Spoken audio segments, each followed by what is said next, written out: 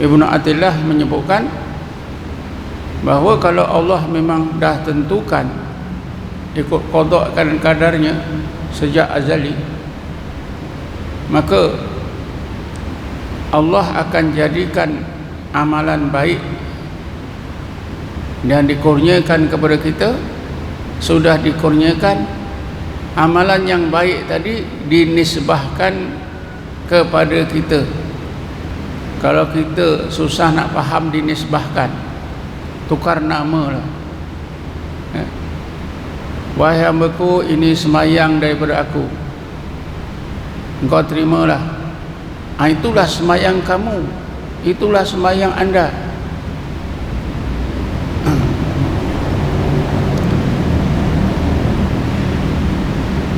Orang yang sedar seperti ini tuan-tuan, berarti dia lebih bersyukur kepada Allah.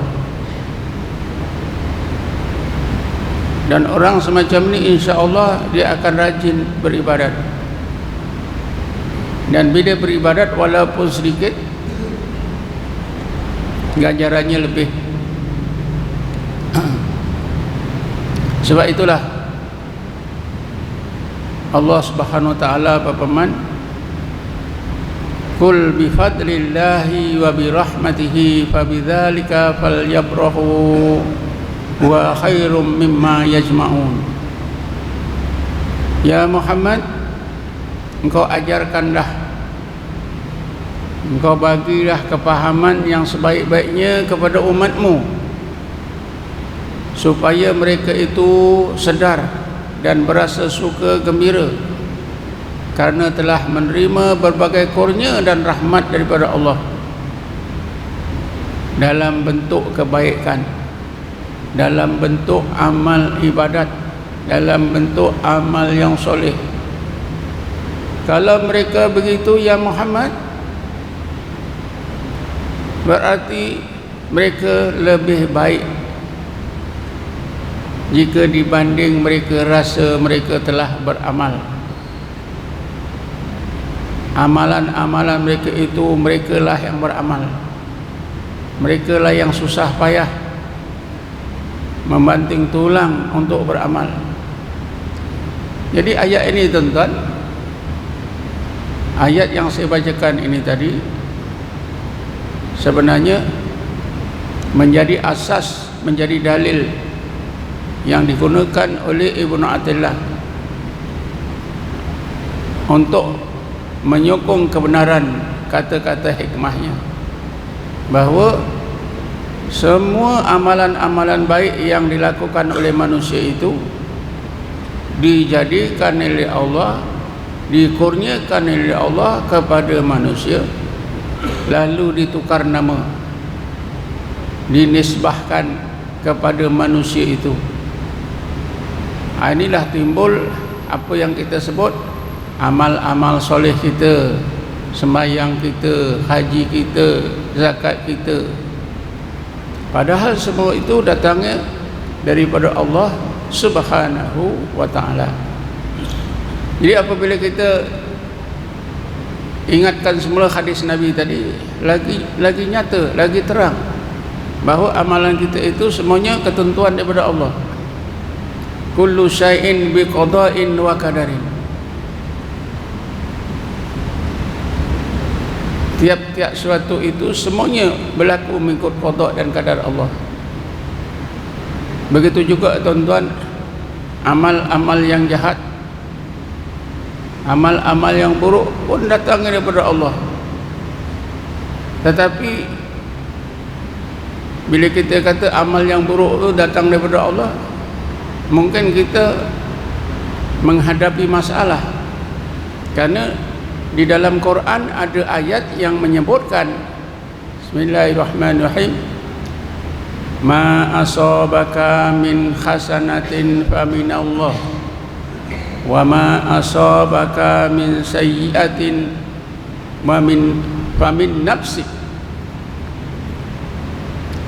Ma asabaka min hasanatin faminallah wa ma asabaka min sayyi'atin famin nafsik.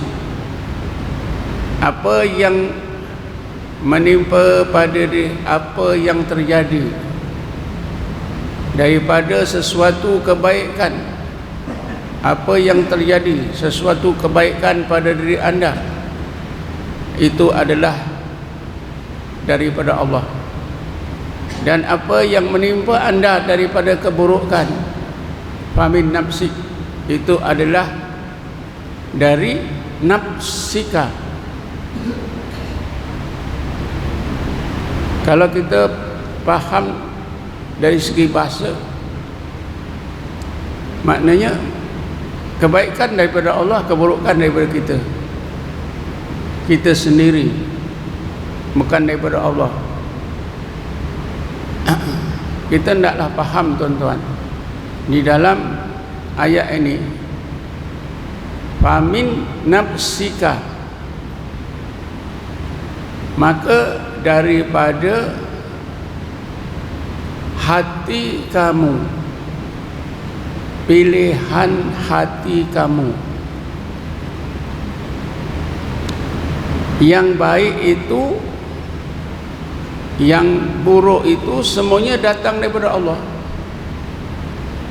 Cuma yang baik itu Allah redha, yang buruk itu memang daripada Allah, tapi pilihan hati kita, akal kita. Famin nafsik, nafsun di situ maknanya hati.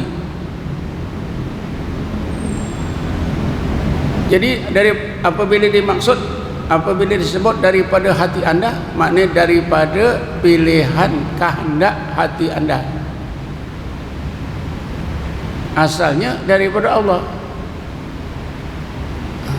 Di sana ada ayat yang menerangkan, baik dan jahat itu semuanya datang daripada Allah. Bismillahirrahmanirrahim.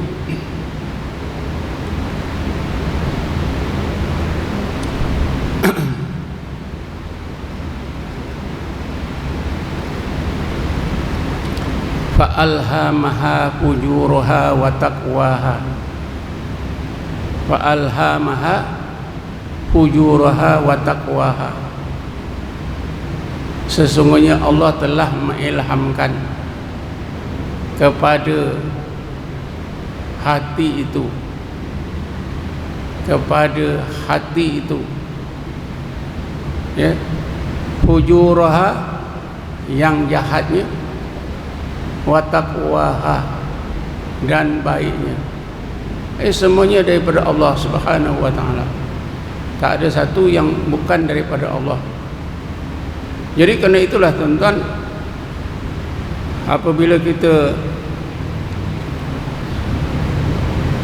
ingatkan tadi, yang baik yang jahat semuanya datang daripada Allah, itu tidaklah berarti berlawanan dengan ayat tadi, ma asabaka min hasanatin faminallah wa ma asabaka min sayyi'atin famin nafsik.